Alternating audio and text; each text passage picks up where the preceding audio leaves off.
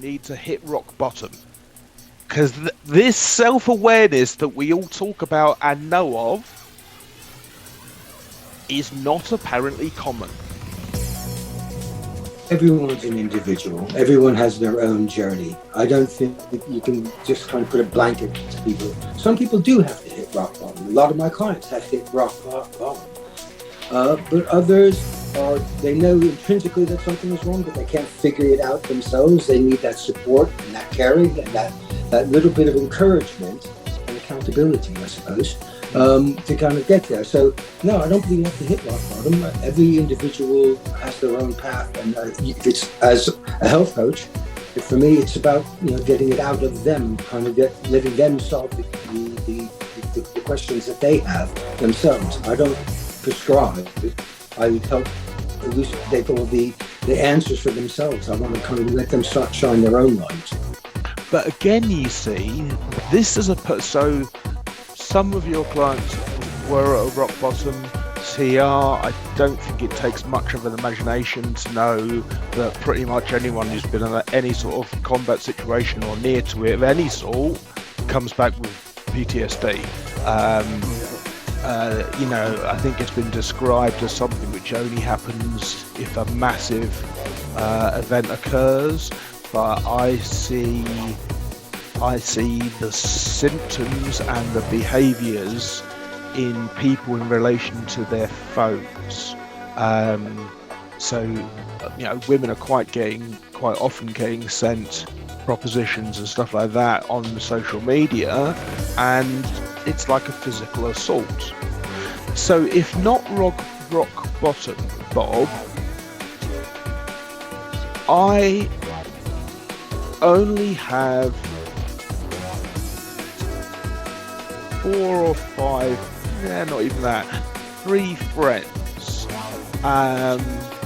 and each of us has had to hit rock bottom. And to give some context for that, I had a motorcycle accident, lost the use of the right side of my body, did the alcohol and drugs and all that sort of stuff, trying to kill myself through that, didn't work, and after 6 years of trying, and I really tried, I thought, right, I'm going to have to find a different way of dealing with it. And so I started doing advanced driving, opening myself up to feedback. So I was doing something, and it's so the thing that literally changed my path was, so I'd been drug driving for years. The thing that got me to change, I got a £30 speeding ticket with a camera, because that was the first time my external behaviour had been challenged. And it was from there that I started the path. So Kerr, give me your view, a story, an anecdote. Well, actually, I've never been ill, I haven't been physically ill for more than 20 years. I've never had any mental health issues, never suffered from stress either. So I'm actually agreeing with Bob. You never have to actually reach a rock bottom to change something. It's a question of awareness. You either go on autopilot and hit rock bottom, or you become aware of the situation and you become interested in your mind health to keep it well. And then, when you are interested to keep your mind health well all the time, or be mentally well all the time, then you can actually learn a lot of techniques. And one thing we don't have in schools, none of us and nobody in the world actually has in schools interpersonal skills lessons or mental wellness lessons. We may talk about mental health, but never about what it takes to stay mentally well. We never talk about how we lead our own inner processes. And my question quite often is very simple. How can you keep your mind well if you have no interpersonal skills to keep your mind well? You have to have this inner ability to observe, like Chris said. You have to be interested not to reach rock bottom, like Bob said.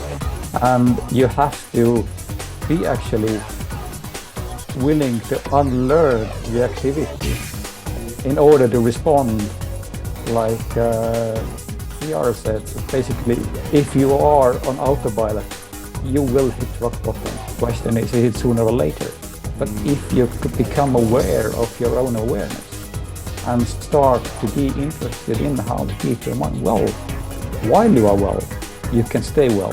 And time's a story of being well all the time. Yes, I know what stress is. Yes, I know that you still face very huge and very big challenges. I've been an entrepreneur all of my life. I've seen